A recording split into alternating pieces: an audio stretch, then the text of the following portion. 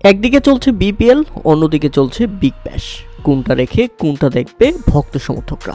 এখন অনেকেই বলতে পারেন আমরা তো আমাদের দেশের বিপিএলই দেখব, কিন্তু না, অনেকেই চেয়ে আছেন বিগ ব্যাশের দিকে। কেননা আজকে হার্বার্ট হারিকেনের জার্সিতে নিজের চতুর্থ ম্যাচে পার্থ স্কোরচার্সের বিপক্ষে মাঠে নেমেছে রিশাদ হোসেন।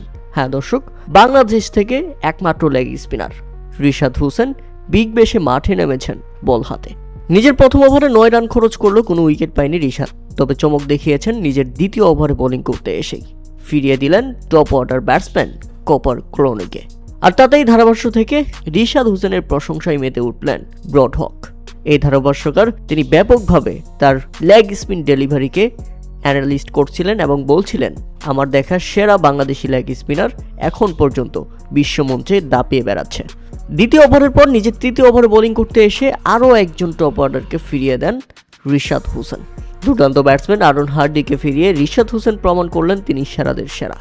তিনি কেন বিগ ব্যাশের মতো বড় মঞ্চে খেলছেন সেটাই এখন স্পষ্ট হয়ে গেছে, কেননা প্রত্যেক ম্যাচেই তার উইকেট এবং পারফরমেন্স বলে দিচ্ছে সবকিছু।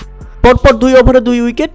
রিশাদ হোসেন কি এখানেই থেমে থাকবেন? না, নিজের শেষ ওভার অর্থাৎ নিজের চতুর্থ ওভার করতে এসে রিশাদ হোসেন তুলে নিলেন আরও একটি wicket. Middle order batsman Laurie ইভান্সকে বুকা বানিয়ে স্টাম্পিং করে দারুণ উইকেটটা তুলে নিয়ে উদযাপনটাও করলেন ব্যাস।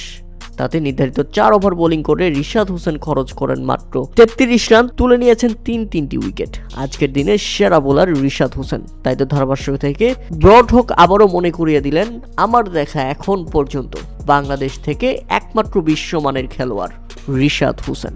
প্রিয় দর্শক, রিশাদ হোসেনের বোলিং পারফরমেন্স আপনাদের কেমন লেগেছে তা অবশ্যই আমাদের কমেন্ট করে জানাবেন। সত্যি দুর্দান্ত রিশাদ, সত্যি দুর্দান্ত বাংলাদেশি লেগি। তুমি বাংলাদেশের নাম উঁচিয়ে ধরেছ অস্ট্রেলিয়ার মতো বড় মঞ্চে।